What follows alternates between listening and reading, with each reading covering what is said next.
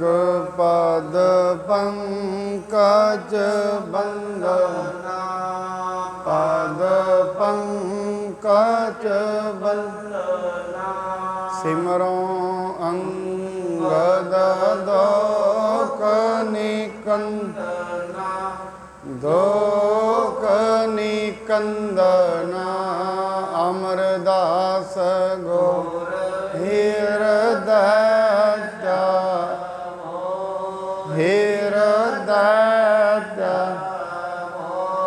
श्री गुरु रामदास गुण श्री गुरु रामदास गुण गुरु अर्जन विघ्नन के नाशक विघ्नन के नाशक गुरु हर गोविंद शुभ मत प्रकाशक शुभ मत प्रकाशक गुरु हर राय नमो कर जोरी नमो कर जोरी गुरु हर कृष्ण मनाए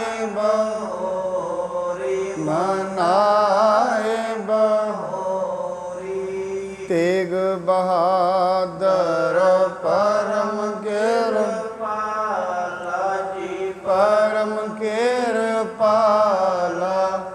गुरु गोविंद सिंह बेसाला गुरु गोविंद सिंह बेसाला तरों तरापुर पुन पुन सी पुन पुन सी बंदो बार बार जगदीशा बंदो बार बार जगदीशा। श्री गुरु ग्रंथ साहिब महाराज जी दी पावन हजूरी अंदर सुभाएमान सतसंगी जनों आप जी बहुत वड्डे भागे हो जो परमेश्वर की कृपा के सदका पावन सतसंगत के रूप में जुड़ बैठे हो। महाराज कहते ने दुनिया दे विच मनुख सारा कुछ ही कमा लवे हरेक चीज़ ते उहदे कोल अंबार होण और इहदे विच इह भी मना नहीं है भावें कमाए भावें ना कमाए उहदी मर्जी है। दुनियावी तौर ते बहुत कुछ इकट्ठा कर लिता जाए पर कहंदे जदों तई परमात्मा दे गुण नहीं गाए उदों तई ना ते शांति मिलनी है ते ना जीवन सफल होना है। क्योंकि जे मनुखा जन्म का काम इन्ना ही हुंदा सिर्फ खाना पीना ते सो जाना या इकट्ठा करना फिर मनुखा जन्म ऐसा नहीं सी होना। ये भी जिवें पशुओं की जिंदगी एवें ही होना सी। बाणी कहती है अवर जौन तेरी पनिहारी इस धरती मैं तेरी सिखदारी जिन्नियां भी होर जूना ने वो सारियां दियां सारियां जूना मनुख दियां मुहताज हैं। दुनिया ते कोई भी जोन 83,999 जोन होर भी ने होर भी जीव प्रकार दे ने इन्ने पर किसी कोल भी इन्नी समर्था नहीं इन्ना दिमाग नहीं जिहड़ा मनुख नूं जित सके। हाथी किन्ना तकड़ा है उहदे विच बाहूबल किन्ना तकड़ा है और मनुख उहदे बराबर दे विच बहुत छोटा है पर मनुख ने हाथी नूं भी कुंडा ला के सरकसां दे विच नचण लगा लिया। इन्नी मनुख दे अंदर समर्था है। शेर किन्ना बलवान है सारे जंगल का राजा गिणिया जाता है पर याद रखना उस शेर नूं भी मनुख ने सर्कसां दे विच नच्चण लगा लिया, अपने अम्यूजमेंट ते एंटरटेनमेंट का साधन बना लिया। भावें कि वो किन्ना तकड़ा है, किन्ना बलवान है, पर मनुख के सामने वो कुछ भी नहीं है। इस करके सतगुरु जी महाराज ये कहते ने, मनुख जदों तई परमात्मा की बंदगी तेरे कोल नहीं है, परमात्मा का नाम तेरे कोल नहीं है, भावें दुनिया का सब कुछ है, वो सब कुछ अधूरा है। शांति नहीं मिलेगी, आनंद नहीं आएगा। महाराज कहते ठीक है, धन भी दुर्लभ चीज़ है। हो सकता है महाराज श्लोक सहस्कृति कहते ने, दुनिया दे विच ना धन दुर्लभ चीज़ है, ना दुनिया विच मकान दुर्लभ चीज़ है, ना पानी दुर्लभ चीज़ है, सिर्फ एक परमात्मा का नाम है जिहड़ा बहुत दुर्लभ है। जो मिलता है मनुख नूं बार बार उहदे वास्ते मेहनत करनी पैंदी है, बार बार उस नूं याद करना पैंदा है। जिस दिन वो याद आउंदा है, शांति उस दिन मिलती है, आनंद उस दिन मिलता है। नहीं हरेक मनुख दे अंदर चिंतावां, डिप्रैशन ऐसियां बीमारियां ते कॉमन ने अज दे समाज च। कारण की है? इन्हां बीमारियां दे कॉमन होने का कारण यह है, मनुख संगत नूं छड्ड चुकिया है। अपने दिमाग के तल ते मनुख इन्ना अपने आप को सशक्त समझण लग गया है, कहता है मैं अपने दिमाग के नाल सारा कुछ ही बदल सकता हाँ। दिमाग के तल ते जीना चाहिए, ये गल नहीं है दिमागी ना होवे, दिमाग के तल ते जीना चाहिए, पर कल्ला जिहड़ा दिमाग के तल ते जीना है मनुख नूं नास्तिक बना दिंदा है।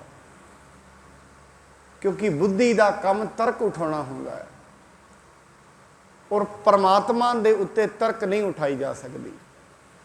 ऐसी गल नहीं तर्क ना उठाओ, उठानी चाहिए है, पर आम लोग एक ही तर्क उठाते हैं। तुसीं कहंदे हो परमात्मा है, बड़ा वड्डा है, कित्थे है विखाओ।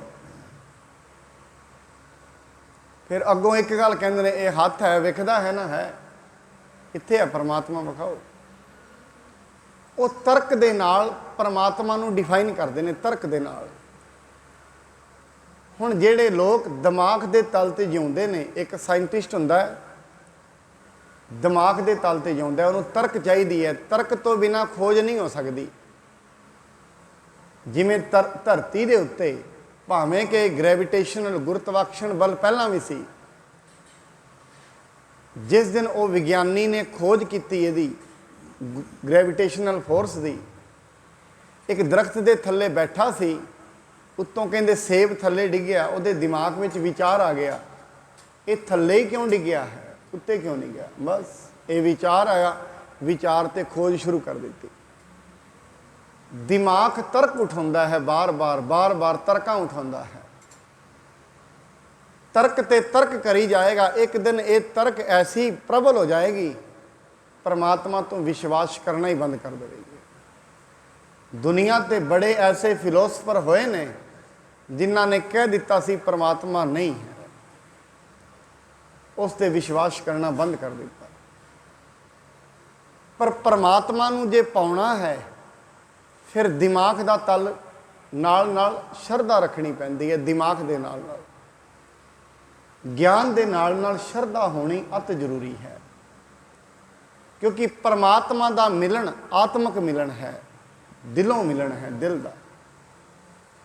जिमें जिमें मनुख उहदे गुण गाउंदा है, बाणी कहती चतुर चेतन, परमात्मा चेतन है।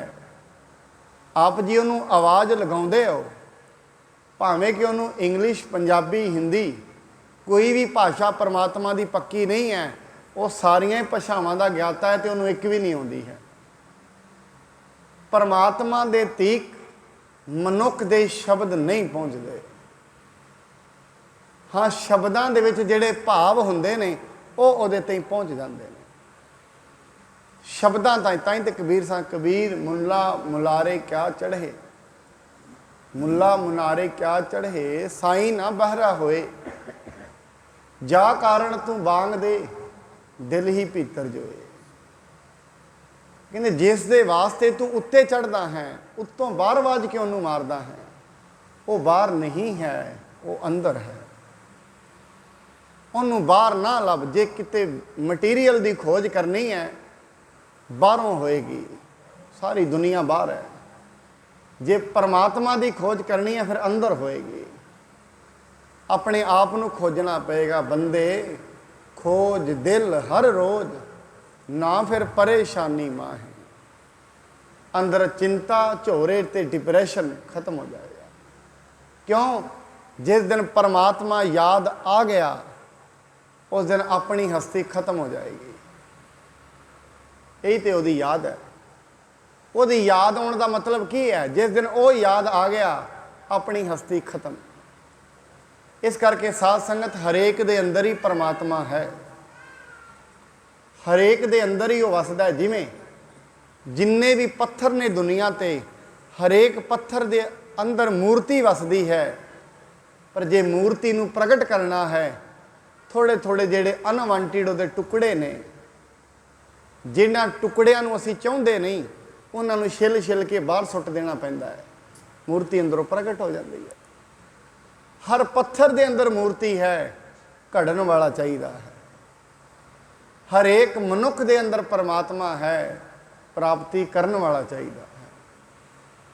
महाराज कहते उन्होंने प्राप्त करना मेहनत है, जिन्हीं नाम ध्याया गए मशक्कत काल। मेहनत है, जिमें बाहर असी मेहनत करते हैं इवें उन्होंने प्राप्त करने वास्ते भी मेहनत करनी पैंदी है।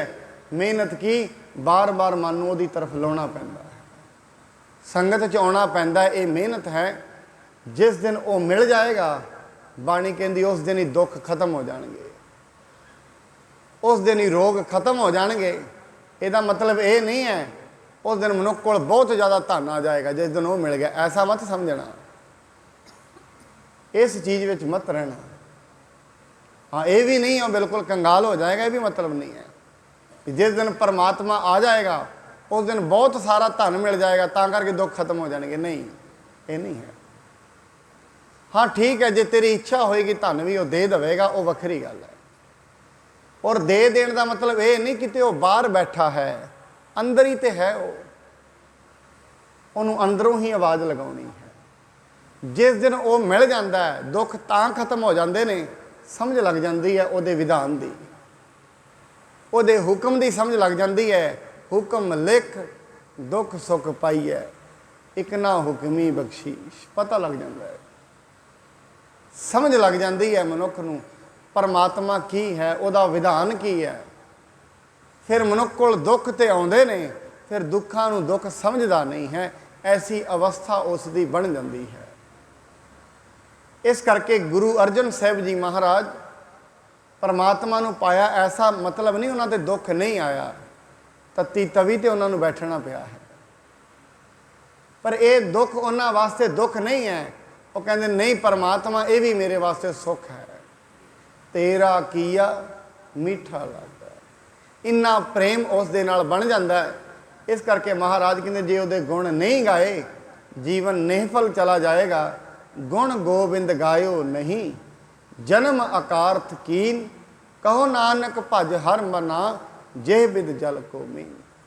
जिमें मछली तलाब के अंदर रह के पानी नाल प्रेम करती है, ऐसे तू परमात्मा नाल प्रेम कर। आओ जिथे असी कल कथा छड्डी सी उत्थों ही आरंभ करिए। सतगुरु जी महाराज सरोवर नूं खणवा रहे हैं, उस दी पटवाई करा रहे हैं, संगतां आउंदियां ने, सेवावां करदियां ने। हुण की दृश्य अगे निकल के सामने आउंदा है, श्रवण करिए। आरंभ करन तो पहलां सतगुरु जी वालों बख्शे गुरमंत्र नाल सांझ पाइए। सतनाम श्री वाहेगुरु साहिब जी, सतनाम श्री वाहेगुरु साहिब जी। केतक धन को आन चढ़ाव है, देत मजूरन तारख नाम है। किन्ने ही लोग आउंदे ने ਮਹਾਰਾਜ ਜੀ ਦੇ ਕੋਲ ਧਨ ਨੂੰ ਭੇਟਾ ਕਰਦੇ ਨੇ ਤੇ ਸਰੋਵਰ ਲਈ ਮਜ਼ਦੂਰਾਂ ਨੂੰ ਵੀ ਪਟਵਾਈ ਲਈ ਧਨ ਦਿੰਦੇ ਹਨ। ਕੇਤਕ ਆਪ ਆਏ ਤੈ ਰਹਿ, ਕਰਹਿ ਕਾਰ ਸਤਿਗੁਰ ਜੇ ਮੁਚਹਿ। ਬਹੁਤੇ ਸਿੱਖ ਐਸੇ ਵੀ ਨੇ ਜਿਹੜੇ ਆਪ ਹੀ ਆਉਂਦੇ ਨੇ, ਜਿਵੇਂ ਸਤਿਗੁਰੂ ਜੀ ਹੁਕਮ ਕਰਦੇ ਹਨ ਵੈਸੇ ਹੀ ਸੇਵਾਵਾਂ ਨਿਭਾਉਂਦੇ ਹਨ।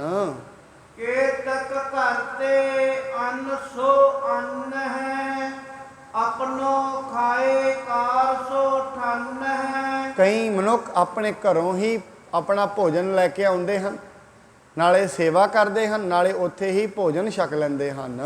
ਕੇਤਕ ਦੇਗ ਤੇ ਭੋਜਨ ਖਾਏ, ਸਭ ਦਿਨ ਸਰ ਕੀ ਕਾਰ ਕਮਾਏ। ਕਈ ਸੱਚੇ ਪਾਤਸ਼ਾਹ ਜੀ ਜਿੱਥੇ ਲੰਗਰ ਹਾਲ ਹੁੰਦਾ ਹੈ ਉੱਥੇ ਪ੍ਰਸ਼ਾਦਾ ਤਿਆਰ ਹੁੰਦਾ ਹੈ, ਉਹਦੇ ਵਿੱਚੋਂ ਹੀ ਲੰਗਰ ਛਕਦੇ ਹਨ ਤੇ ਆਪਣੇ ਭੁੱਖ ਨੂੰ ਤ੍ਰਿਪਤ ਕਰਦੇ ਹਨ। ਕੋ ਨਿਸ਼ਕਾਮ ਰਹਿ ਗੁਰ ਪਾਸ, ਕੋ ਸਕਾਮ ਠੰਨ ਹੈ ਅਰਦਾਸ। ਕਿਉਂਕਿ ਹਰੇਕ ਬਿਰਤੀ ਦੇ ਹੀ ਮਨੁੱਖ ਗੁਰੂ ਦੇ ਦੁਆਰੇ ਆਉਂਦੇ ਹਨ।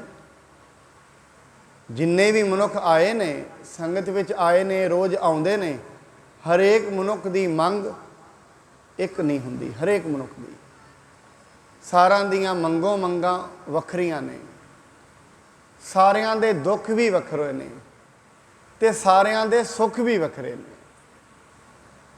ਹਰੇਕ ਮਨੁੱਖ ਵਾਸਤੇ ਦੁੱਖ ਇੱਕ ਨਹੀਂ ਹੈ, ਦੁੱਖ ਸਾਰਿਆਂ ਦੇ ਵੱਖੋ ਵੱਖਰੇ ਨੇ। ਕਿਸੇ ਕੋਲ ਮਾਇਆ ਤੇ ਹੈ, ਸਰੀਰ ਠੀਕ ਨਹੀਂ ਹੈ।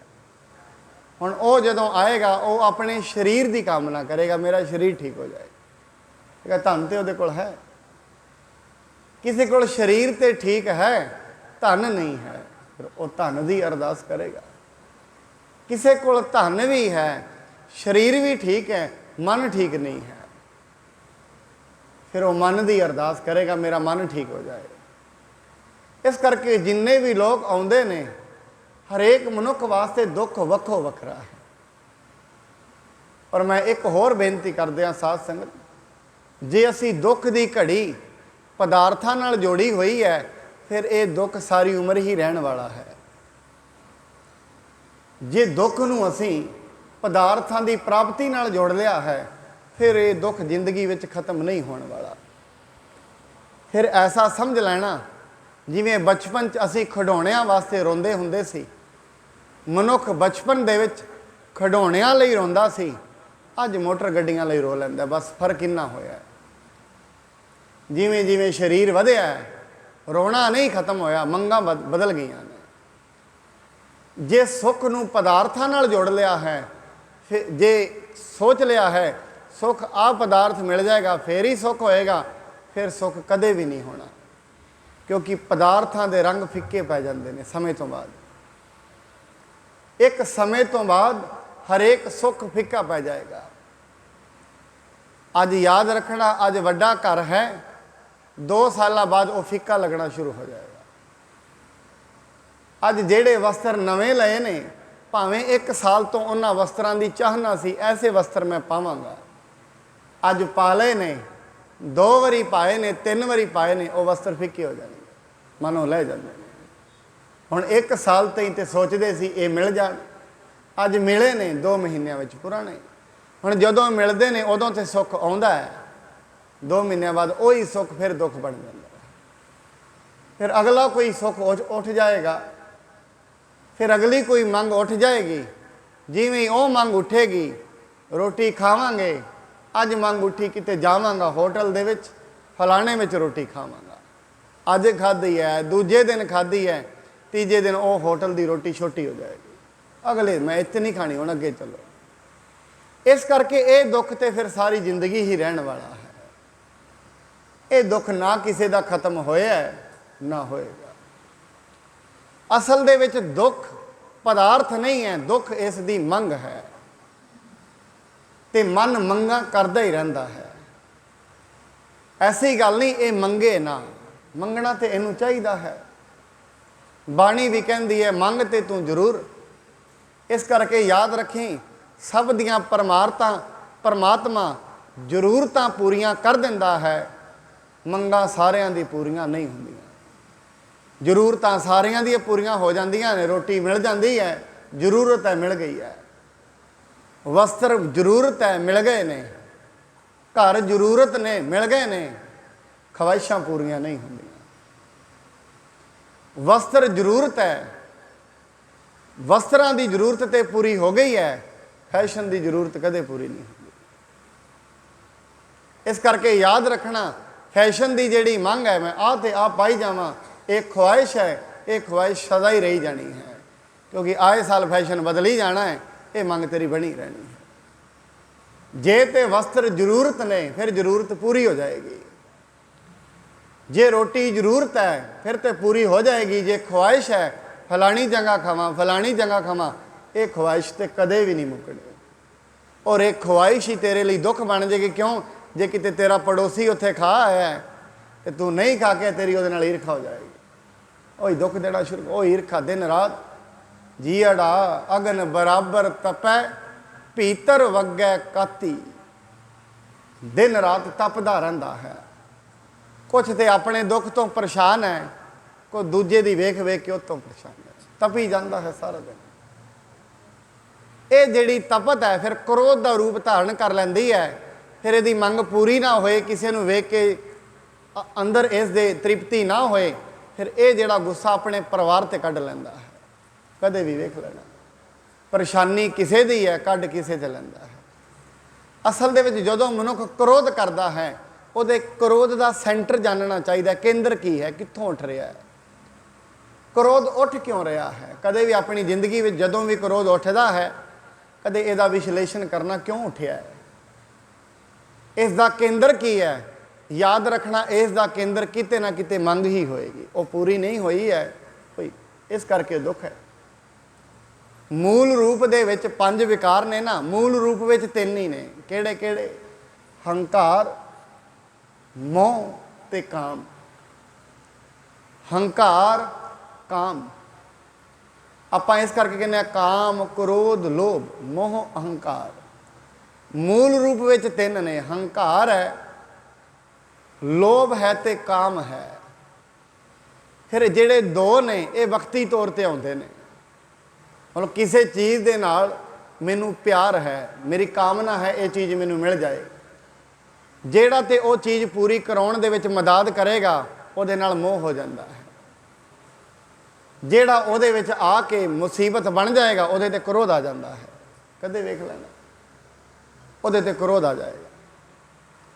ਜਿਹੜਾ ਤੇ ਮੰਗ ਪੂਰੀ ਕਰਨ ਦੇ ਵਿੱਚ ਨਾਲ ਜੁੜ ਜਾਏ, ਉਹ ਭਾਵੇਂ ਆਪਣਾ ਪੁੱਤਰ ਹੀ ਹੈ, ਉਹਦੇ ਨਾਲ ਮੋਹ ਹੈ। ਜੇ ਪੁੱਤਰ ਹੀ ਕਿਤੇ ਮੰਗ ਦੇ ਵਿੱਚ, ਕਾਮ ਦੇ ਵਿੱਚ ਖਲੋ ਜਾਏਗਾ, ਯਾਦ ਰੱਖਣਾ ਪੁੱਤਰ ਨੂੰ ਵੀ ਲੋਕੀ ਕੁਰਬਾਨ ਕਰ ਦਿੰਦੇ ਹਨ।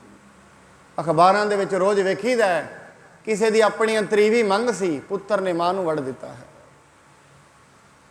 ਮਾਵਾਂ ਪੁੱਤਰਾਂ ਨੂੰ ਕਤਲ ਕਰਾ ਦਿੰਦੀਆਂ ਨੇ, ਐਸਾ ਹੁੰਦਾ ਹੈ। ਅਖਬਾਰਾਂ ਰੋਜ਼ ਭਰੀਆਂ ਪਈਆਂ ਨੇ, ਇਸੇ ਕੰਮ ਦੀਆਂ ਭਰੀਆਂ ਪਈਆਂ। ਕਿਉਂ? ਕੋਈ ਕਾਮਨਾ ਸੀ, ਪੂਰੀ ਨਾ ਹੋਈ। ਜਿਹੜਾ ਵੀ ਵਿੱਚ ਆਇਆ, ਜ਼ਮੀਨ ਚਾਹੀਦੀ ਸੀ, ਦੂਜਾ ਵਿੱਚ ਆ ਗਿਆ, ਬਸ ਕ੍ਰੋਧ ਉੱਠਿਆ, ਕ੍ਰੋਧ ਦੇ ਵਿੱਚ ਆ ਕੇ ਉਹਨੂੰ ਮਾਰ ਦਿੱਤਾ, ਮਰ ਗਿਆ। ਇੱਥੋਂ ਚੱਲਦੀ ਹੈ ਸਾਰੀ ਦੁਨੀਆ। ਇਸ ਕਰਕੇ ਮੈਂ ਤਾਂ ਕਹਿੰਦਾ, ਅਖਬਾਰਾਂ ਵਿੱਚ ਕਦੇ ਵੀ ਕੁਝ ਨਵਾਂ ਨਹੀਂ ਆਉਂਦਾ। ਖਬਰਾਂ ਉਹੀ ਹੁੰਦੀਆਂ ਨੇ, ਰੋਜ਼ ਦੀ ਰੋਜ਼ ਜਿਹੜੇ ਪਾਤਰ ਨੇ ਉਹ ਬਦਲ ਜਾਂਦੇ ਨੇ, ਜਿਹੜੇ ਰੋਲ ਕਰਨ ਵਾਲੇ ਹੁੰਦੇ ਨੇ ਉਹ ਹੀ ਬਦਲਦੇ। ਰੋਜ਼ ਦੀ ਰੋਜ਼ ਖਬਰ ਇੱਕ ਹੀ ਹੈ, ATM ਤੋੜ ਲਿਆ ਹੈ, ਚੋਰੀ ਕਰ ਲਈ ਹੈ।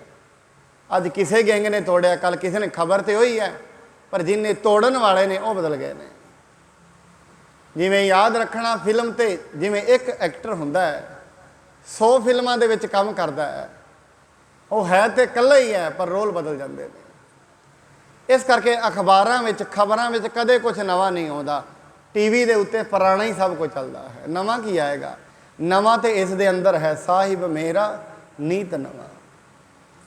ਨਵੀਨਤਾ ਜੇ ਹੈ ਉਸ ਦੇ ਵਿਚਾਰਾਂ ਵਿੱਚ ਹੈ, ਉਹ ਅੰਦਰ ਹੈ। ਇਸ ਕਰਕੇ ਮਨੁੱਖ ਪੁਰਾਣੀਆਂ ਹੀ ਖਬਰਾਂ ਪੜ੍ਹਦਾ ਹੈ, ਤਾਂ ਕਰਕੇ ਪੁਰਾਣਾ ਹੀ ਹੋਈ ਜਾਂਦਾ ਹੈ। ਮੈਂ ਤੇ ਬੜੀ ਵਾਰੀ ਸੋਚਦਾ, ਲੋਕ ਅੱਜ ਦੇ ਜ਼ਮਾਨੇ 'ਚ ਕਹਿ ਰਹੇ ਨੇ ਦੁਨੀਆ ਬੜੀ ਅੱਗੇ ਲੰਘ ਗਈ ਹੈ। ਪੁੱਛਿਆ ਜਾਏ ਕਿੱਥੇ ਲੰਘ ਗਈ ਹੈ?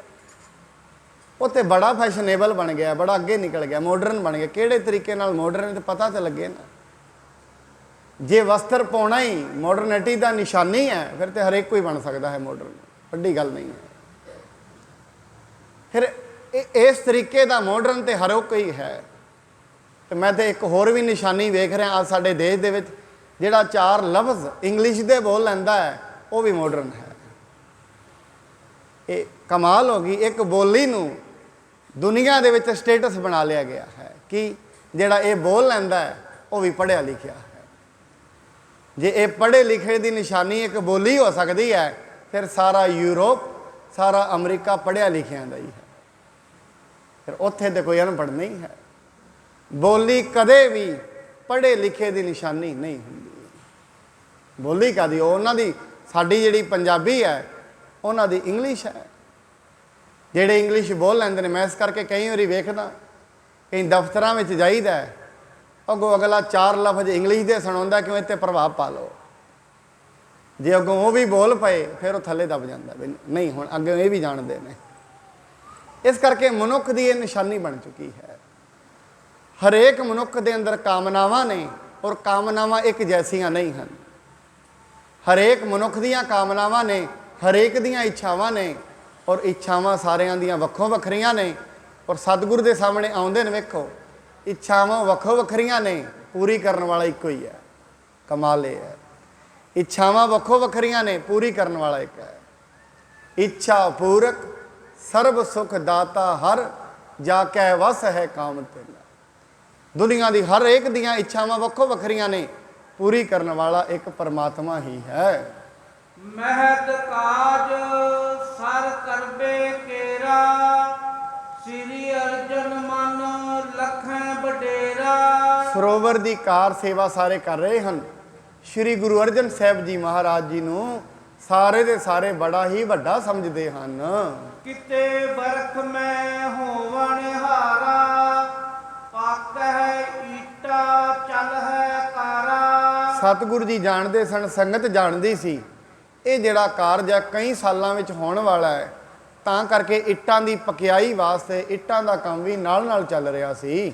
ਅਨਿਕ ਪਜਾਵੇ ਲਾਗਹਿ ਜਬੈ, ਤਬ ਕਾਰਜ ਬਨ ਸਕਹਿ ਸਬੈ। ਇਸ ਕਰਕੇ ਇੱਟਾਂ ਦੇ ਅਨੇਕ ਹੀ ਆਵੇ ਲਗਾਏ ਗਏ ਨੇ। ਇੱਟਾਂ ਨੂੰ ਪਕਾਉਣ ਵਾਸਤੇ ਛੋਟੇ ਰੂਪ ਦੇ ਵਿੱਚ ਭੱਠੇ ਲਗਾਏ ਗਏ ਹਨ। ਪ੍ਰਿੰਦ ਕੁਲਾਲ ਬਸਹਿ ਜਬ ਆਈ, ਲਾਏ ਪੰਜਾਵੇ ਲਹਿ ਪਕਾਈ। ਕਈ ਕੁਮਹਾਰ ਆ ਕੇ ਅੰਮ੍ਰਿਤਸਰ ਦੇ ਵਿੱਚ ਰਹਿੰਦੇ ਨੇ, ਇੱਟਾਂ ਦੇ ਆਵੇ ਤਿਆਰ ਕਰਦੇ ਨੇ, ਇੱਟਾਂ ਨੂੰ ਪਕਾਉਣ ਦਾ ਕੰਮ ਸ਼ੁਰੂ ਕਰਦੇ ਹਨ। ਸਰਬ ਪ੍ਰਕਾਰ ਚਿਤਹਿ ਚਿਤ ਮਾਹੀ, ਜੇ ਮਤੜਾਗ ਤੂਰਨ ਹੋਏ ਜਾਹੀ। ਸਾਰੇ ਮਨ ਦੇ ਵਿੱਚ ਇਹੀ ਸੋਚਦੇ ਨੇ, ਛੇਤੀ ਤੋਂ ਛੇਤੀ ਸਰੋਵਰ ਦੀ ਕਾਰ ਸੇਵਾ ਪੂਰੀ ਹੋ ਜਾਏ। ਇਸ ਕਰਕੇ ਹਰੇਕ ਦੇ ਅੰਦਰ ਹੀ ਇਹ ਚਾਹ ਬਣਿਆ ਰਹਿੰਦਾ ਹੈ।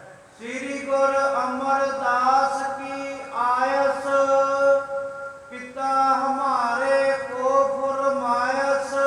ਸ੍ਰੀ ਗੁਰੂ ਅਮਰਦਾਸ ਜੀ ਨੇ, ਗੁਰੂ ਅਰਜਨ ਸਾਹਿਬ ਜੀ ਕਹਿੰਦੇ ਨੇ, ਸ੍ਰੀ ਗੁਰੂ ਅਮਰਦਾਸ ਜੀ ਨੇ ਸਾਡੇ ਪਿਤਾ ਜੀ ਨੂੰ ਆਗਿਆ ਕੀਤੀ ਸੀ, ਤੁਸੀਂ ਵਿਸ਼ਾਲ ਸਰੋਵਰ ਨੂੰ ਬਣਵਾਉਣਾ ਹੈ। ਕਾਲ ਕਰੋ ਚੌਕੋਨ ਵਿਸਾਲ, ਹੋਏ ਪਾਕੋ ਈਟਨ ਲਗ ਜਾਲ। ਚਾਰੇ ਕੋਨਿਆਂ ਤੇ ਵੱਡਾ ਵਿਸ਼ਾਲ ਸਰੋਵਰ ਬਣਵਾਓ, ਔਰ ਇਸ ਨੂੰ ਇੱਟਾਂ ਲਗਾ ਕੇ ਪੱਕਾ ਕਰਨਾ ਹੈ। ਤਥਾ ਪਿਤਾ ਨੇ ਮੋਕੋ ਕਹਿਓ, ਟਹਿਲ ਤਾਲ ਕੀ ਮੈਂ ਚਿਤ ਚਹਿਓ। ਇਸ ਕਰਕੇ ਪਿਤਾ ਜੀ ਨੇ ਮੈਨੂੰ ਆਗਿਆ ਦਿੱਤੀ ਹੈ ਸਰੋਵਰ ਬਣਵਾਉਣਾ ਹੈ ਤੇ ਉਸ ਨੂੰ ਪੱਕਾ ਕਰਨ ਲਈ ਕੰਮ ਸ਼ੁਰੂ ਕਰਨਾ ਹੈ। ਸਰਬ ਪ੍ਰਕਾਰ ਜੇ ਇਹੋ ਬਨ ਜਾਏ, ਗੁਰ ਦੋਨੋਂ ਕੀ ਪੁਰਹਿ ਰਜਾਏ। ਗੁਰੂ ਅਰਜਨ ਸਾਹਿਬ ਜੀ ਮਹਾਰਾਜ ਸੋਚਦੇ ਨੇ, ਜਦੋਂ ਇਹ ਸਰੋਵਰ ਬਣ ਜਾਏਗਾ ਫਿਰ ਦੋਵੇਂ ਗੁਰੂ ਸਾਹਿਬਾਨਾਂ ਦੀ ਖਾਹਿਸ਼ ਪੂਰੀ ਹੋ ਜਾਏਗੀ, ਗੁਰੂ ਅਮਰਦਾਸ ਜੀ ਦੀ ਵੀ ਤੇ ਗੁਰੂ ਰਾਮਦਾਸ ਜੀ ਦੀ ਵੀ। ਇਸ ਕਰਕੇ ਸਤਿਗੁਰੂ ਜੀ ਸੋਚਦੇ ਹਨ ਇਹ ਛੇਤੀ ਤੋਂ ਛੇਤੀ ਮੁਕੰਮਲ ਹੋ ਜਾਣਾ ਚਾਹੀਦਾ ਹੈ। ਸਿਮਰ ਸਿਮਰ ਬਚ ਪੂਰਬ ਗੁਰ ਕੇ, ਸਭ ਕਾਰਜ ਕਰਵਾਵਹਿ ਸਰ ਕੇ। ਸਤਿਗੁਰੂ ਜੀ ਮਹਾਰਾਜ ਆਪਣੇ ਗੁਰੂ ਸਾਹਿਬਾਨਾਂ ਦੇ ਬਚਨਾਂ ਨੂੰ ਯਾਦ ਕਰਦੇ ਨੇ ਤੇ ਉਹਨਾਂ ਨੂੰ ਯਾਦ ਕਰ ਕਰਕੇ ਹੀ ਸਰੋਵਰ ਦੀ ਸੇਵਾ ਕਰਵਾਉਂਦੇ ਹਨ। ਬੈਠੇ ਤਟ ਪਰ ਕਹਿ ਖਨਾਵਹਿ, ਸਿੱਖਣ ਕੋ ਉਪਦੇਸ਼ ਦਿੜਾਵਹਿ। ਨਾਲੇ ਤੇ ਕੰਢੇ ਤੇ ਬੈਠ ਕੇ ਗੁਰੂ ਜੀ ਸੇਵਾ ਕਰਾਉਂਦੇ ਨੇ, ਨਾਲੇ ਸਿੱਖਾਂ ਨੂੰ ਸ਼ੁਭ ਉਪਦੇਸ਼ ਵੀ ਦਿੰਦੇ ਨੇ। ਨਾਲ ਦੀ ਨਾਲ ਉਹਨਾਂ ਨੂੰ ਦੱਸੀ ਜਾਂਦੇ ਨੇ ਜ਼ਿੰਦਗੀ ਦੇ ਸੱਚ ਕੀ ਨੇ, ਜ਼ਿੰਦਗੀ ਦੇ ਰਹੱਸ ਕੀ ਨੇ। ਇਹਨਾਂ ਦੇ ਬਾਰੇ ਵੀ ਮਹਾਰਾਜ ਦੱਸਦੇ ਹਨ। ਸਭ ਗੁਰ ਕਰੈ ਕਾਮਨਾ ਪੂਰੀ, ਵਿੱਚ ਪਰਲੋਕ ਲਹੋ ਗਤ ਰੂਰੀ। ਮਹਾਰਾਜ ਜੀ ਕਹਿੰਦੇ ਨੇ ਪਰਮਾਤਮਾ ਤੁਹਾਡੀਆਂ ਸਾਰੀਆਂ ਕਾਮਨਾਵਾਂ ਪੂਰੀਆਂ ਕਰੇਗਾ ਅਤੇ ਪਰਲੋਕ ਦੇ ਵਿੱਚ ਤੁਹਾਨੂੰ ਸੁੱਖ ਪ੍ਰਾਪਤ ਹੋਏਗਾ।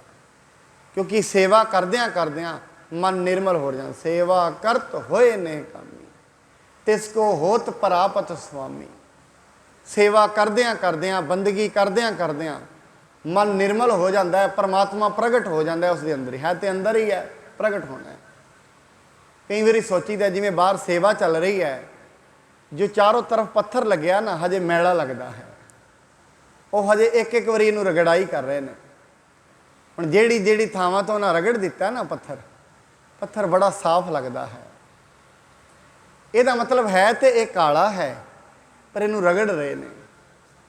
ਇੱਕ ਵਾਰੀ ਕੀਤਾ ਥੋੜਾ ਜਿਹਾ ਸਾਫ਼ ਲੱਗ ਰਿਹਾ, ਇਹਨੂੰ 3 ਵਾਰੀ ਉਹ ਸਾਫ਼ ਕਰਨਗੇ। 3 ਵਾਰਾਂ ਦੇ ਵਿੱਚ 3 ਵਾਰ ਜਦੋਂ ਇਹ ਸਾਫ਼ ਹੋ ਜਾਏਗਾ ਨਾ, ਫਿਰ ਦੂਰੋਂ ਇਹ ਸਾਰਿਆਂ ਨੂੰ ਸੋਹਣਾ ਲੱਗੇ ਕਰੇਗਾ। ਇਵੇਂ ਮਨੁੱਖ ਦਾ ਮਨ ਵੀ ਹੈ ਤੇ ਇਹ ਕਾਲਾ ਹੈ। ਜਿਵੇਂ ਜਿਵੇਂ ਬੰਦਗੀ ਨਾਲ ਰਗੜਿਆ ਜਾਏਗਾ, ਰਗੜਾਈ ਹੋ ਜਾਏਗੀ। ਇੱਕ ਸ਼ਬਦ ਮੇਰੇ ਪ੍ਰਾਣ ਬਸਤ ਹੈ, ਮਤ ਵਿੱਚ ਰਤਨ ਜਵਾਹਰ ਮਾਣਕ, ਜੇ ਇੱਕ ਗੁਰ ਕੀ ਸਿੱਖ ਸੁਣੀ। ਜਿਵੇਂ ਇਹ ਪੱਥਰ ਹੁੰਦਾ ਹੈ, ਇਹਦੇ ਤੇ ਲਿਸ਼ਕ ਨਹੀਂ ਹੈ, ਪਰ ਜਦੋਂ ਇਹਨੂੰ ਰਗੜਿਆ ਜਾਏਗਾ ਇਹ ਸਾਫ਼ ਹੋ ਜਾਏਗਾ, ਚਿੱਟਾ ਨਿਕਲ ਜਾਏਗਾ, ਵਾਈਟ ਨਿਕਲ ਜਾਏਗਾ। ਇਵੇਂ ਮਨੁੱਖ ਦਾ ਜਿਹੜਾ ਮਨ ਹੈ ਕਾਲਾ ਹੈ, ਈਰਖਾ ਦੇ ਨਾਲ, ਦਵੈਸ਼ ਦੇ ਨਾਲ, ਲੋਕਾਂ ਦੇ ਨਾਲ ਲੜਦਾ ਹੈ, ਕ੍ਰੋਧ ਕਰਦਾ ਹੈ, ਹੰਕਾਰ ਕਰਦਾ ਹੈ। ਕਿਉਂ? ਹਜੇ ਇਹ ਰਗੜਿਆ ਹੋਇਆ ਨਹੀਂ ਹੈ। ਜਦੋਂ ਜਦੋਂ ਇਹ ਰਗੜਿਆ ਜਾਏਗਾ ਇਹਦੇ ਵਿਚਾਰ ਬਦਲਣੇ ਸ਼ੁਰੂ ਹੋ ਜਾਣਗੇ। ਹੁਣ ਮੈਨੂੰ ਵਿਚਾਰਾਂ ਤੇ ਅਕਸਰ ਇੱਕ ਕਥਾ ਯਾਦ ਆਉਂਦੀ ਹੁੰਦੀ ਹੈ ਤੇ ਇੱਕ ਕਹਾਣੀ ਹੈ, ਬੜੀ ਬਹੁਤ ਬਾਕਮਾਲ ਹੈ। ਕਹਿੰਦੇ ਇੱਕ ਵਾਰ ਇੱਕ ਕੁੰਭਾਰ ਆਪਣੀ ਦੁਕਾਨ ਤੇ ਬੈਠਾ, ਕੁੰਭਾਰ ਦੁਕਾਨ ਤੇ ਬੈਠਾ ਹੈ, ਘੜਾ ਬਣਾਉਣ ਲੱਗਾ। ਘੜਾ ਬਣਾਉਂਦਾ ਬਣਾਉਂਦਾ ਸੋਚਦਾ ਮੈਨੂੰ ਚਿਲਮ ਬਣਾ ਦਿਆਂ। ਚਿਲਮ ਉਹ ਹੁੰਦੀ ਹੈ, ਹਰਿਆਣੇ ਵਿੱਚ ਅਕਸਰ ਲੋਕੀ ਹੁੱਕਾ ਪੀਂਦੇ ਨੇ, ਉਹਦੇ ਵਿੱਚ ਅੱਗ ਪਾਉਂਦੇ ਨੇ। ਚਿਲਮ ਬਣ ਕੇ ਤਿਆਰ ਹੋਈ। ਕਹਿੰਦੇ ਉਹ ਜਿਹੜੀ ਮਿੱਟੀ ਹੈ ਨਾ, ਕੁੰਭਾਰ ਨੂੰ ਆਵਾਜ਼ ਲਗਾਉਂਦੀ ਹੈ। ਕਹਿੰਦੇ ਇਹ ਕੀ ਕੀਤਾ ਹੈ? ਕਹਿੰਦੇ ਬਣਾਉਣ ਤੇ ਮੈਂ ਤੈਨੂੰ ਘੜਾ ਲੱਗਿਆ ਸੀ, ਮੇਰਾ ਵਿਚਾਰ ਬਦਲ ਗਿਆ। ਕਹਿੰਦੇ ਤੇਰਾ ਵਿਚਾਰ ਬਦਲਿਆ, ਮੇਰਾ ਸੰਸਾਰ ਬਦਲ ਗਿਆ। ਤੇਰੇ ਇੱਕ ਵਿਚਾਰ ਦੇ ਨਾਲ ਮੇਰਾ ਸੰਸਾਰ ਬਦਲ ਗਿਆ। ਕਿਤੇ ਲੋਕਾਂ ਨੇ ਮੇਰੇ ਅੰਦਰ ਠੰਡਾ ਪਾਣੀ ਪਾਉਣਾ ਸੀ ਤੇ ਮੈਂ ਠੰਡਾ ਰਹਿਣਾ ਸੀ, ਹੁਣ ਲੋਕੀ ਮੇਰੇ ਅੰਦਰ ਗਰਮ ਅੱਗ ਪਾਇਆ ਕਰਨਗੇ। ਸਾਰੀ ਉਮਰ ਹੀ ਸੜਾ ਕਰਾਂਗਾ, ਸਾਰੀ ਉਮਰ ਹੀ। ਕਿਤੇ ਤੇ ਬਦਲ ਜਾਣਾ ਸੀ, ਲੋਕਾਂ ਠੰਡਾ ਪਾਣੀ ਪਾਉਣਾ ਸੀ। ਇਸ ਕਰਕੇ ਵਿਚਾਰ ਸੰਸਾਰ ਬਦਲ ਦਿੰਦੇ ਨੇ। ਮਤ ਵਿੱਚ ਰਤਨ ਜਵਾਹਰ ਮਾਣਕ, ਜੇ ਕਿਤੇ ਆਪਣਾ ਵਿਚਾਰ ਛੱਡ ਦੇਗਾ, ਗੁਰੂ ਦੇ ਵਿਚਾਰ ਨੂੰ ਧਾਰਨ ਕਰ ਲਏਗਾ, ਪਰਮੇਸ਼ਰ ਦੀ ਬੰਦਗੀ ਨੂੰ ਧਾਰਨ ਕਰ ਲਵੇਗਾ, ਸੰਸਾਰ ਬਦਲ ਜਾਏਗਾ। ਦੁਨੀਆ ਐਸੀ ਨਜ਼ਰ ਨਹੀਂ ਆਏਗੀ ਜੈਸੀ ਅੱਜ ਆ ਰਹੀ ਹੈ। ਬਾਣੀ ਤੇ ਕਹਿੰਦੀ ਹੈ ਐਸੀ ਦੁਨੀਆ ਨਜ਼ਰ ਆਏਗੀ, ਨਾ ਕੋ ਵੈਰੀ ਨਹੀਂ ਬੇਗਾਨਾ। ਕਮਾਲ ਹੋ ਗਈ, ਕੋਈ ਵੈਰੀ ਨਹੀਂ। ਵੈਸੇ ਇਹ ਜਿਹੜੀ ਅਵਸਥਾ ਹੈ ਬੜੀ ਅੰਤਰੀਵੀ ਸ਼ਿਖਰ ਹੈ ਧਰਮ ਦਾ। ਇਹਨੂੰ ਕਹਿੰਦੇ ਨੇ ਬ੍ਰਹਮ ਗਿਆਨ ਦਾ ਸ਼ਿਖਰ। ਵਿਰਲੇ ਮਨੁੱਖ ਇਸ ਅਵਸਥਾ ਤੇ ਪਹੁੰਚਦੇ ਨੇ। ਬੜੀ ਮਿਹਨਤ ਕਰਨੀ ਪੈਂਦੀ ਹੈ, ਮਸ਼ੱਕਤ ਕਰਨੀ ਪੈਂਦੀ ਹੈ, ਬੜਾ ਸੂਖਸ਼ਮ ਚੱਲਣਾ ਪੈਂਦਾ ਹੈ, ਬਹੁਤ ਸੂਖਸ਼ਮ। ਵਿਰਲੇ ਮਨੁੱਖਾਂ ਨੂੰ ਇਹ ਅਵਸਥਾ ਪ੍ਰਾਪਤ ਹੋ ਜਾਂਦੀ ਹੈ। ਇਸ ਕਰਕੇ ਸਤਿਗੁਰੂ ਜੀ ਮਹਾਰਾਜ, ਉਹਨਾਂ ਦੇ ਕੋਲ ਜਿਵੇਂ ਜਿਵੇਂ ਸੰਗਤ ਆਉਂਦੀ ਹੈ, ਸਤਿਗੁਰੂ ਜੀ ਮਹਾਰਾਜ ਕਹਿੰਦੇ ਨੇ ਸੇਵਾ ਕਰੋਗੇ ਮਨ ਨਿਰਮਲ ਹੋ ਜਾਏਗਾ। ਨਿਰਮਲ ਮਨ ਦੇ ਵਿੱਚ ਸ਼ਰਧਾ ਆ ਜਾਂਦੀ ਹੈ, ਸ਼ਰਧਾ ਦੇ ਵਿੱਚ ਗਿਆਨ ਪ੍ਰਗਟ ਹੋ ਜਾਂਦਾ। ਇਸ ਕਰਕੇ ਇਹ ਲੋਕ ਵਿੱਚ ਵੀ ਅਤੇ ਪਰਲੋਕ ਵਿੱਚ ਵੀ ਸੁੱਖ ਪ੍ਰਾਪਤ ਹੋਵੇਗਾ। ਕੇਤਕ ਮਾਸ ਪੀਤੇ ਕੇਤਕ ਮਾਸ ਖਨਾਵਤ। ਪਤਾ ਨਹੀਂ ਕਿੰਨੇ ਹੀ ਮਹੀਨੇ ਬੀਤ ਗਏ ਨੇ। ਸਰੋਵਰ ਦੀ ਜਿਹੜੀ ਖੁਦਵਾਈ ਹੈ ਲਗਾਤਾਰ ਹੀ ਚੱਲ ਰਹੀ ਹੈ। ਸਰ ਸੇਵਾ ਕੋ ਅਧਿਕ ਜਨਾਵਤ, ਨਿਤ ਪ੍ਰਤਕਾਰ ਅਦਕ ਹੀ ਹੋਏ, ਕਰ ਚਿਤ ਚੌਪ ਖਨੇ ਸਭ ਕੋਏ। ਨਿਤ ਪ੍ਰਤੀ ਸੇਵਾ ਹੋ ਰਹੀ ਹੈ, ਸਾਰੇ ਮਨੁੱਖ ਬੜੇ ਚਾਹ ਦੇ ਨਾਲ, ਬੜੇ ਪਿਆਰ ਦੇ ਨਾਲ ਸੇਵਾਵਾਂ ਨਿਭਾ ਰਹੇ ਹਨ। ਬੜ ਗੰਭੀਰ ਭਇਓ ਤਬ ਖਣਤੇ, ਬ੍ਰਿੰਦ ਗਿਰਾਵਹਿ ਮ੍ਰਿਤਕਾ ਅਣਤੇ। ਸਰੋਵਰ ਨੂੰ ਪੁੱਟਦਿਆਂ ਪੁੱਟਦਿਆਂ ਬਹੁਤ ਡੂੰਘਾ ਸਰੋਵਰ ਹੋ ਗਿਆ ਹੈ। ਜਬ ਖਣਕੇ ਨਮਰੀ ਬਹੁ ਕਰਿਓ, ਬ੍ਰਤ ਕਲਾ ਰਿਤ ਮਠ ਜਾਣਿਓ ਪਰਿਓ। ਮਿੱਟੀ ਪੁੱਟਦਿਆਂ ਮਿੱਟੀ ਨਰਮ ਹੋ ਗਈ, ਥੱਲੋਂ ਕੀ ਵਹਿੰਦੇ ਨੇ, ਇੱਕ ਮੱਠ ਨਿਕਲਿਆ ਹੈ, ਇੱਕ ਗੋਲਾ ਆਕਾਰ ਦਾ ਘਰ ਨਿਕਲਿਆ ਹੈ। ਦੌਰ ਦੌਰ ਗੁਰ ਪਾਸ ਉਚਾਰੈ, ਇੱਕ ਮਠ ਨਿਕਸਿਓ ਲੋਕ ਨਿਹਾਰੈ। ਸਾਰੇ ਭੱਜ ਕੇ ਗੁਰੂ ਜੀ ਦੇ ਕੋਲ ਗਏ, ਸਤਿਗੁਰੂ ਜੀ ਥੱਲੋਂ ਤੇ ਮੱਠ ਨਿਕਲ ਆਇਆ ਹੈ। ਪਹਿਲਾਂ ਇਹ ਜਿਹੜੇ ਮੱਠ ਹੁੰਦੇ ਸੀ, ਯੋਗੀ ਲੋਕ ਬਣਾਉਂਦੇ ਹੁੰਦੇ ਸੀ। ਉਹ ਕੀ ਕਰਦੇ ਹੁੰਦੇ ਸੀ, ਜਦੋਂ ਮੱਠ ਬਣਾਉਂਦੇ ਸੀ ਅੰਦਰ ਬਹਿ ਜਾਂਦੇ ਸੀ, ਸੁਰਤੀ ਪਰਮਾਤਮਾ ਨਾਲ ਜੋੜ ਦਿੰਦੇ, ਇਕਾਂਤ ਦੇ ਵਿੱਚ ਰਹਿੰਦੇ ਸੀ। ਚਾਰੇ ਬੰਨੇ ਛੋਟੀਆਂ ਛੋਟੀਆਂ ਕੰਧਾਂ ਕਰਕੇ ਉੱਤੇ ਮੀਂਹ ਕਣੀ ਤੋਂ ਬਚਣ ਛੋਟਾ ਜਿਹਾ ਮੱਠ ਗੋਲਕਾਰ ਬਣਾ ਲੈਂਦੇ ਸੀ। ਇਹ ਮੱਠ ਅਕਸਰ ਯੋਗੀਆਂ ਦੁਆਰਾ ਹੀ ਬਣਾਏ ਜਾਂਦੇ ਸਨ। ਸੁਨ ਕਰ ਉਠੇ ਆਪ ਜਗ ਸੁਆਮੀ, ਗਏ ਨਿਕਟ ਤਿਸ ਅੰਤਰ ਜਾਮੀ। ਜਗਤ ਦੇ ਸੁਆਮੀ ਗੁਰੂ ਅਰਜਨ ਸਾਹਿਬ ਜੀ ਆਪ ਉੱਠੇ, ਆਪ ਉੱਠ ਕੇ ਉਹਨਾਂ ਨੇ ਜਿਹੜਾ ਮੱਠ ਹੈ ਉਹ ਵੇਖਣਾ ਕੀਤਾ ਹੈ। ਸਭ ਲੋਕਨ ਕੋ ਤਹਾਂ ਲਗਾਏ, ਕਰਿਓ ਨਿਰਾਲਮ ਚੌ ਦਿਸ ਥਾਏ। ਸਾਰੇ ਸੰਗਤ ਨੂੰ ਉੱਥੇ ਲਗਾ ਦਿੱਤਾ, ਕਹਿੰਦੇ ਭਾਈ ਇਹਦੇ ਆਸੋਂ ਪਾਸੋਂ ਮਿੱਟੀ ਪੁੱਟ ਦਿਓ। ਸਾਰੀ ਸੰਗਤ ਨੂੰ ਕਹਿ ਕੇ ਮੱਠ ਨੂੰ ਚਾਰੇ ਬੰਨੇ ਤੋਂ ਸਾਫ਼ ਕਰਾ ਦਿੱਤਾ ਹੈ। ਦਰ ਪਰ ਸਿਲਾ ਲੱਗੀ ਖੁਲਵਾਈ, ਦੇਖਿਓ ਮੁਨੀ ਸਮਾਦ ਲਗਾਈ। ਦਰਵਾਜ਼ੇ ਦੇ ਅੱਗੇ ਨਾ ਇੱਕ ਪੱਥਰ ਲੱਗਿਆ ਹੋਇਆ ਸੀ, ਸਿਲਾ। ਮਹਾਰਾਜ ਕਹਿੰਦੇ ਇਹਨੂੰ ਦੂਰ ਕਰੋ। ਜਦੋਂ ਦੂਰ ਕੀਤਾ ਤੇ ਅੰਦਰ ਇੱਕ ਜੋਗੀ ਬੈਠਾ ਹੋਇਆ ਸਮਾਧ ਲਗਾ ਕੇ, ਉਹਨੂੰ ਕੋਈ ਪਤਾ ਨਹੀਂ ਹੈ ਪਟਵਾਈ ਹੋ ਰਹੀ ਹੈ, ਕੁਝ ਨਹੀਂ ਪਤਾ। ਅੰਦਰ ਮਿੱਟੀ ਦੇ ਥੱਲੇ ਦੱਬਿਆ ਹੋਇਆ, ਇਹ ਵੀ ਵੇਖਣ ਦੀ ਗੱਲ ਹੈ। ਇਹਦੇ ਬਾਰੇ ਮਹਾਰਾਜ ਸਾਰੀ ਅੱਗੇ ਗੱਲ ਕਰਨਗੇ। ਪੁੱਟਿਆ ਹੋਇਆ ਮੱਠ ਹੈ, ਅੰਦਰ ਇੱਕ ਜੋਗੀ ਸਮਾਧ ਲਗਾ ਕੇ ਬੈਠਾ ਹੋਇਆ ਹੈ। ਕਸਤੂਰੀ ਸ੍ਰੀ ਗੁਰ ਮੰਗਵਾਈ, ਲੈ ਨਵਨੀਤ ਹੈ ਸਾਥ ਮਿਲਾਈ। ਮਹਾਰਾਜ ਨੇ ਕਸਤੂਰੀ ਮੰਗਵਾਈ ਤੇ ਉਸ ਕਸਤੂਰੀ ਨੂੰ ਮੱਖਣ ਦੇ ਵਿੱਚ ਮਿਲਾਉਣਾ ਕੀਤਾ ਹੈ। ਚਰਨ ਸਾਧ ਦੁਐ ਸਿੱਖ ਲਗਾਏ, ਸਨੈ ਸਨੈ ਤਿੰਨ ਤੇ ਮਲਵਾਏ। ਗੁਰੂ ਜੀ ਨੇ ਕਿਹਾ ਇਹਦੇ ਪੈਰਾਂ ਦੇ ਵਿੱਚ ਇਹ ਮੱਖਣ ਮਲੋ, ਕਸਤੂਰੀ ਮਲੋ। ਦੋ ਸਿੱਖ ਜੋਗੀ ਨੂੰ ਬਾਹਰ ਕੱਢ ਲਿਆਏ ਨੇ, ਉਸ ਦੇ ਪੈਰਾਂ ਤੇ ਕਸਤੂਰੀ ਤੇ ਮੱਖਣ ਮਲਣਾ ਸ਼ੁਰੂ ਕਰ ਦਿੱਤਾ ਹੈ। ਦਸਮ ਦਵਾਰ ਕੋ ਪੁਨਹ ਕਸਾਵਾ, ਜਿਸ ਤੇ ਤਨ ਮੈਂ ਊਸਣ ਉਪਾਵਾ। ਫਿਰ ਉਸ ਦੇ 10ਵੇਂ ਦਵਾਰ ਤੇ, ਭਾਵ ਮੱਥੇ ਤੇ ਸਿਰ ਦੇ ਉੱਤੇ ਮਲਣਾ ਸ਼ੁਰੂ ਕੀਤਾ ਹੈ। ਜਿਵੇਂ ਜਿਵੇਂ ਉਹ ਮਲਿਆ ਹੈ, ਉਹਦੀ ਜਿਹੜੀ ਗਰਮੀ ਹੈ ਉਹ ਉਸ ਦੇ 10ਵੇਂ ਦਵਾਰ ਤੇ ਹੀ ਪਹੁੰਚ ਗਈ ਹੈ। ਰੋਕ ਪਾਉਣ ਲੱਗ ਰਹੀ ਸਮਾਦ, ਸਰਬ ਭਾਂਤ ਕੇ ਸਾਧਨ ਸਾਧ।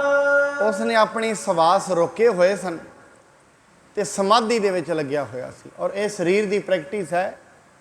ਜੋਗੀ ਅਕਸਰ ਇਸ ਪ੍ਰੈਕਟਿਸ ਦੇ ਨਾਲ ਆਪਣੀ ਸਵਾਸ ਰੋਕ ਲੈਂਦੇ ਸੀ। ਅੱਜ ਵੀ ਬੜੇ ਲੋਕ ਨੇ ਇਸ ਪ੍ਰੈਕਟਿਸ ਨੂੰ ਕਰਦੇ ਨੇ, ਜਿਹਨੂੰ ਪ੍ਰਾਣਾਯਾਮ ਵੀ ਕਿਹਾ ਜਾਂਦਾ ਹੈ। ਉਹ ਕੀ ਕਰਦੇ ਹੁੰਦੇ ਸਨ, ਜਿਵੇਂ ਜਿਵੇਂ ਬੰਦਗੀ ਕਰਦੇ ਨੇ ਸਵਾਸ ਰੋਕ ਲੈਂਦੇ ਸੀ। ਸਵਾਸ ਰੋਕ ਕੇ ਸੁਰਤ ਨੂੰ 10ਵੇਂ ਦਵਾਰ ਦੇ ਵਿੱਚ ਸਥਿਤ ਕਰ ਲੈਂਦੇ ਸੀ। ਇਹਦੇ ਨਾਲ ਜਿਹੜੀਆਂ ਉਹਨਾਂ ਦੀਆਂ ਉਮਰਾਂ ਨੇ ਉਹ ਵੱਧ ਜਾਂਦੀਆਂ ਸਨ। ਕਿਉਂ ਉਮਰ ਵੱਧਦੀ ਹੈ? ਕਿਉਂਕਿ ਸਾਡੀ ਜ਼ਿੰਦਗੀ ਦੇ ਵਿੱਚ ਮਨੁੱਖ ਦਾ ਹਿਸਾਬ ਕਿਤਾਬ ਨਾਲ ਸਰੀਰ ਦੀ ਉਮਰ ਨਾਲ ਨਹੀਂ ਹੈ। ਵੀ ਜਦੋਂ ਮਨੁੱਖ ਦੀ ਡੈਥ ਹੁੰਦੀ ਹੈ, ਇਹ ਨਹੀਂ ਵੀ ਉਹਦੇ ਸਰੀਰ ਕਿੱਡਾ ਵੱਡਾ, ਇਹ ਨਹੀਂ ਵੇਖਿਆ ਜਾਂਦਾ। ਉਹਨੂੰ ਸਵਾਸ ਕਿੰਨੇ ਮਿਲੇ ਨੇ ਇਹ ਵੇਖਿਆ ਜਾਂਦਾ। ਜੇ ਸਵਾਸਾਂ ਦਾ ਹੀ ਹਿਸਾਬ ਹੈ, ਫਿਰ ਜੋਗੀ ਸਵਾਸ ਹੀ ਰੋਕ ਲੈਂਦੇ ਸਨ। ਜੋਗੀ ਸਵਾਸ ਰੋਕਣ ਦੇ ਨਾਲ ਕੀ ਹੁੰਦਾ ਸੀ? ਆਯੂ ਵੱਧ ਜਾਂਦੀ ਸੀ। ਇਹਨੂੰ ਹੀ ਮਹਾਰਾਜ ਜੀ ਨੇ ਕਿਹਾ, ਜੇ ਜੁਗ ਚਾਰੇ ਆਰ ਜਾ ਹੋਰ ਦਸੁਣੀ ਹੋਏ। ਕਹਿੰਦੇ ਭਾਈ ਫੇਰ ਕੀ ਹੋਏਗਾ ਜੇ ਤੂੰ ਆਪਣੀ ਉਮਰ ਨੂੰ 4 ਯੁੱਗਾਂ ਜਿੰਨੀ ਕਰ ਲਵੇਂ। ਇਹਦਾ ਮਤਲਬ ਹੋ ਸਕਦੀ ਹੈ ਉਮਰ 4 ਯੁੱਗਾਂ ਜਿੰਨੀ। ਉਮਰ ਵਧਾਈ ਜਾ ਸਕਦੀ ਹੈ, ਸਰੀਰ ਵਧਾਇਆ ਜਾ ਸਕਦਾ ਹੈ। ਇਵੇਂ ਜਿਹੜੇ ਬਾਬਾ ਰਾਮ ਰਾਏ ਸਨ, ਉਹ ਵੀ ਅਕਸਰ ਆਪਣੇ ਸਵਾਸਾਂ ਨੂੰ ਰੋਕ ਲੈਂਦੇ ਸਨ। ਔਰ ਇੱਕ ਦਿਨ ਕਹਿੰਦੇ ਉਹਨਾਂ ਨੇ ਸਵਾਸ ਰੋਕੇ ਹੋਏ ਸਨ।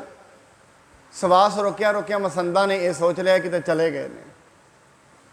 ਤੇ ਜਿਹੜੇ ਉਹਨਾਂ ਦੇ ਘਰੋਂ ਸਨ ਉਹਨਾਂ ਨੇ ਬੜਾ ਰੋਕਿਆ, ਤੁਸੀਂ ਰੁਕ ਜਾਓ, ਇਹ ਨਹੀਂ, ਇਹ ਇਹਨਾਂ ਨੇ ਸਵਾਸ ਚੜਾਏ ਹੋਏ ਨੇ। ਉਹ ਲੈ ਕੇ ਉਹਨਾਂ ਨੂੰ ਸਾੜਨ ਲਈ ਚਲ ਗਏ ਸਨ। ਕਹਿੰਦੇ ਜਦੋਂ ਅੱਗ ਲਗਾਈ ਉਹਨਾਂ ਨੂੰ ਸੁੱਧ ਹੀ ਆ ਗਈ ਸੀ। ਉਹਨਾਂ ਨੇ ਫਿਰ ਸ਼ਰਾਬ ਦਿੱਤਾ ਸੀ ਉਹਨਾਂ ਮਸੰਦਾਂ ਨੂੰ, ਜਿਵੇਂ ਤੁਸੀਂ ਮੇਰੇ ਸਰੀਰ ਨੂੰ ਸਾੜਿਆ, ਗੁਰੂ ਗੋਬਿੰਦ ਸਿੰਘ ਤੁਹਾਡੇ ਸਰੀਰਾਂ ਨੂੰ ਸਾੜਨ। ਇਸ ਕਰਕੇ ਸਰੀਰ ਦੇ ਆਪਣੇ ਸਵਾਸਾਂ ਨੂੰ ਰੋਕ ਲੈਣਾ ਇਹ ਵੱਡੀ ਪ੍ਰਕਿਰਿਆ ਨਹੀਂ, ਸਰੀਰ ਦੀ ਪ੍ਰਕਿਰਿਆ ਹੈ। ਹੁਣ ਇੰਨੇ ਡੂੰਘੇ ਦੇ ਕੋਈ ਕਰਦਾ ਨਹੀਂ ਹੈ ਕਰਮ, ਔਰ ਇਹ ਰੋਕਣਾ ਵੀ ਕੋਈ ਵੱਡੀ ਗੱਲ ਨਹੀਂ ਹੈ। ਇਸ ਕਰਕੇ ਜੋਗੀ ਨੇ ਸਮਾਧ ਲਗਾਈ ਹੋਈ ਸੀ, 10ਵੇਂ ਦਵਾਰ ਦੇ ਵਿੱਚ ਆਪਣੇ ਜਿਹੜੇ ਪ੍ਰਾਣ ਹਨ ਉਹ ਚੜਾਏ ਹੋਏ ਸਨ। ਚੇਤਨ ਤਾ ਤਨ ਮੈਂ ਹੋਏ ਆਈ, ਬੈਠੇ ਬਰਖ ਬੀਤੇ ਸਮੁਦਾਈ। ਜਦੋਂ ਹੀ ਉਹਦੇ ਕਸਤੂਰੀ ਮਿਲੀ ਗਈ, ਉਹਦੇ ਸਾਰੇ ਤਨ ਦੇ ਵਿੱਚ ਚੇਤਨਤਾ ਆਈ, ਤਨ ਜਾਗਿਆ। ਕਿਉਂਕਿ ਸਾਧ ਸੰਗਤ, ਜਿਵੇਂ ਅਸੀਂ ਵੇਖਦੇ ਹਾਂ ਨਾ, ਜਦੋਂ ਸੁਪਨਾ ਹੁੰਦਾ ਸਾਡਾ, ਇਹ ਅਸੀਂ ਇਵੇਂ ਵੇਖ ਸਕਦੇ ਹਾਂ ਸੁਰਤ ਕਿੱਥੇ ਹੁੰਦੀ ਹੈ।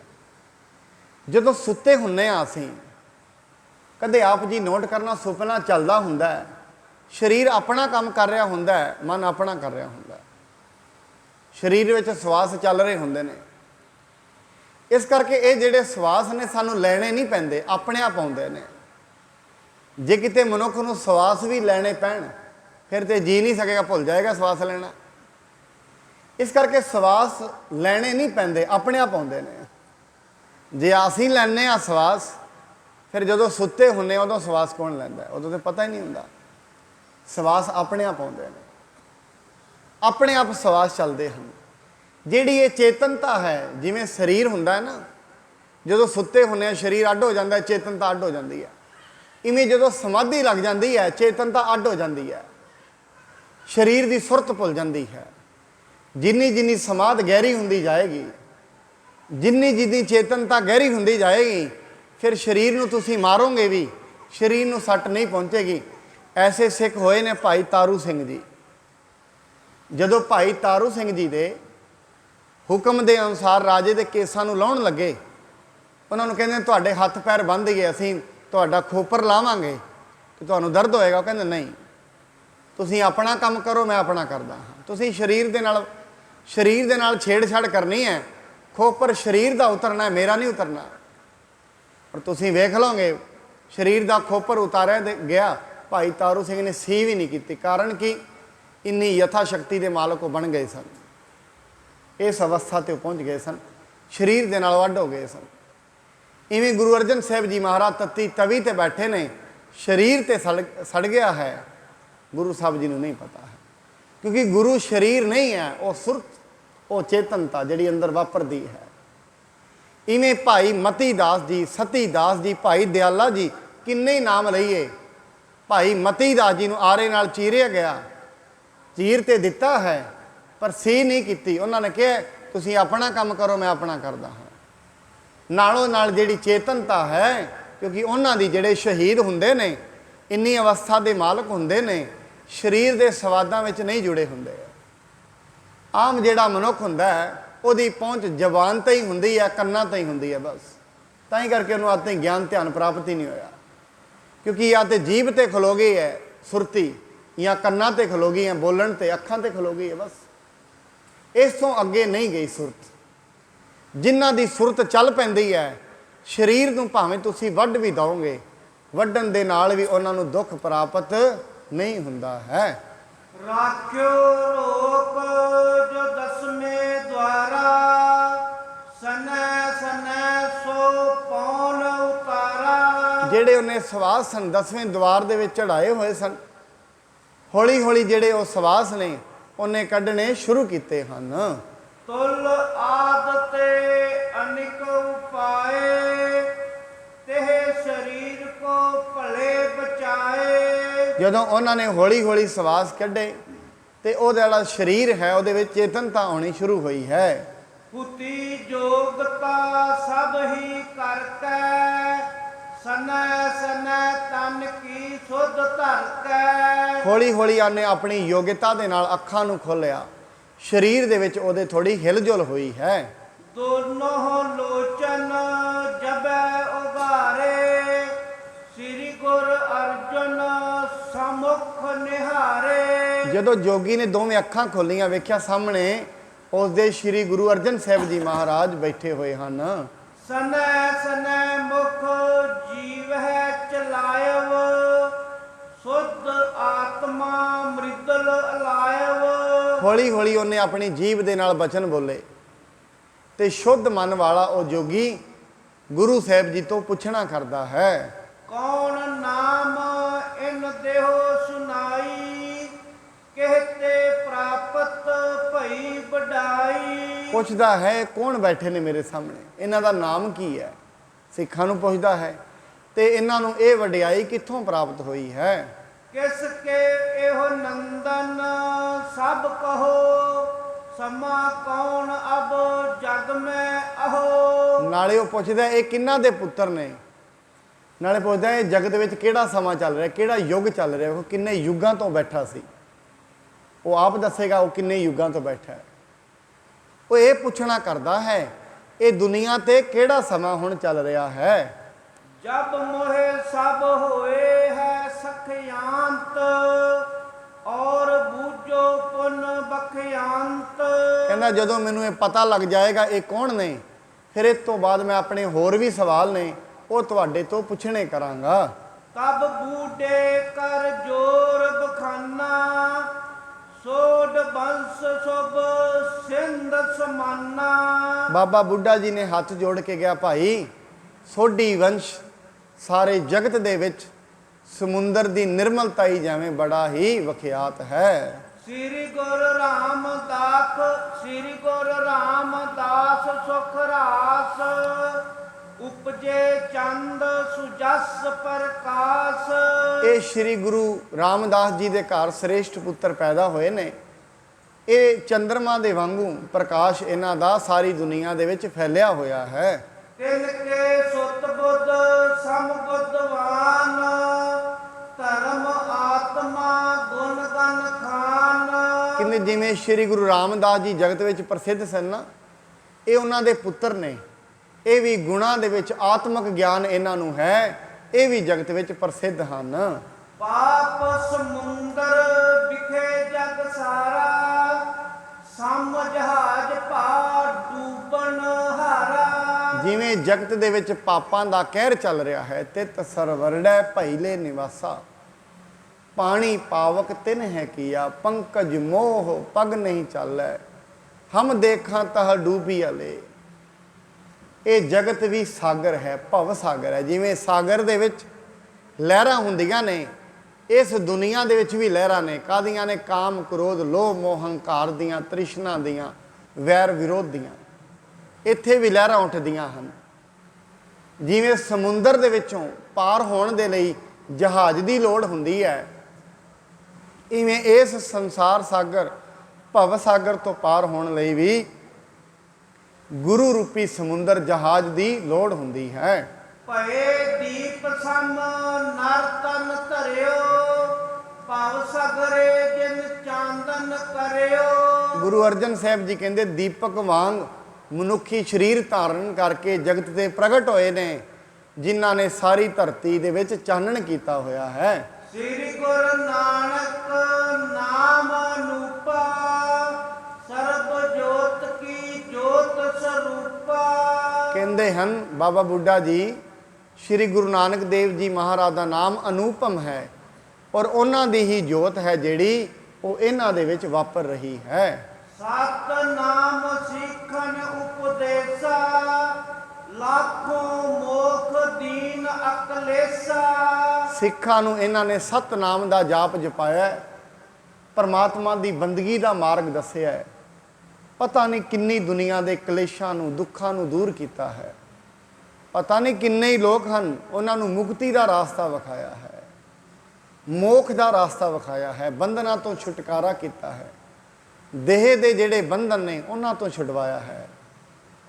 ਜਿਹੜੇ ਦੁਨੀਆ ਦੇ ਵਿੱਚ ਮਨੁੱਖ ਸਿਰਫ ਤੇ ਸਿਰਫ ਦੇਹ ਨੂੰ ਹੀ ਸਭ ਕੁਝ ਸਮਝ ਬੈਠਾ ਸੀ, ਉਹਨਾਂ ਤੋਂ ਇਹਨਾਂ ਨੇ ਛੁਟਕਾਰਾ ਦਵਾ ਦਿੱਤਾ ਹੈ। ਸਰਬ ਜਗਤ ਮੈਂ ਜਸ ਵਿਸਤਾਰਾ ਪ੍ਰੀਤੀ ਦੁਲਤ ਕੋ ਭਾਰ ਨਿਵਾਰਾ। ਕਹਿੰਦੇ ਇਹਨਾਂ ਨੇ ਸਾਰੇ ਜਗਤ ਦੇ ਵਿੱਚ ਸੁਜਸ ਫੈਲਾਇਆ ਹੈ। ਪ੍ਰਿਥਵੀ ਦੇ ਉੱਤੇ ਪਾਪਾਂ ਦੀ ਹਨੇਰੀ ਝੁੱਲ ਰਹੀ ਸੀ, ਇਹਨਾਂ ਨੇ ਪਾਪਾਂ ਨੂੰ ਨਾਸ਼ ਕੀਤਾ ਹੈ। ਕਿਵੇਂ ਨਾਸ਼ ਹੁੰਦੇ ਨੇ?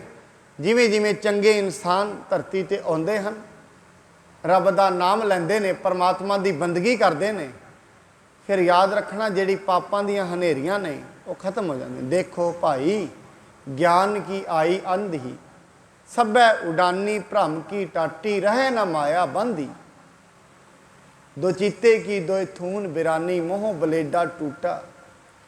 ਕਹਿੰਦੇ ਐਸਾ ਪਰਮਾਤਮਾ ਦਾ ਨਾਂ ਹੈ, ਜਦੋਂ ਅੰਦਰੋਂ ਪਰਮਾਤਮਾ ਦਾ ਪ੍ਰਕਾਸ਼ ਪ੍ਰਗਟ ਹੁੰਦਾ ਹੈ, ਮਨੁੱਖ ਦੇ ਅਗਿਆਨਤਾ ਦਾ ਹਨੇਰਾ ਦੂਰ ਹੋ ਜਾਂਦਾ ਹੈ। ਜਿਤਨੇ ਵੀ ਦੁੱਖ ਹਨ ਸਾਰੇ ਅਗਿਆਨਤਾ ਕਰਕੇ ਹੀ ਹਨ। ਜਿਵੇਂ ਅੰਧੇਰਾ ਹੁੰਦਾ ਹੈ ਨਾ, ਰਾਤ ਨੂੰ ਅੱਗੇ ਰੱਸੀ ਪਈ ਹੋਏ, ਅਸੀਂ ਜਾ ਰਹੇ ਹਾਂ, ਕਦੇ ਵੇਖਣਾ ਰੱਸੀ ਸੱਪ ਲੱਗਣ ਲੱਗ ਜਾਂਦੀ ਹੈ, ਮਨੁੱਖ ਭੱਜ ਕੇ ਪਿੱਛੇ ਉੱਠਦਾ, ਸੱਪ ਪਿਆ ਗਿਆ। ਜਿਵੇਂ ਚਾਨਣਾ ਕਰੋਗੇ ਲੱਗੇਗਾ ਨਹੀਂ ਸੱਪ ਨਹੀਂ ਹੈ, ਰੱਸੀ ਹੈ। ਪਰ ਦੁੱਖ ਤੇ ਪਹੁੰਚਿਆ ਹੈ ਨਾ, ਕਿੰਨਾ ਦੁੱਖ, ਕਿੰਨਾ ਡਰ ਅੰਦਰ ਪੈਦਾ ਹੋਇਆ ਹੈ।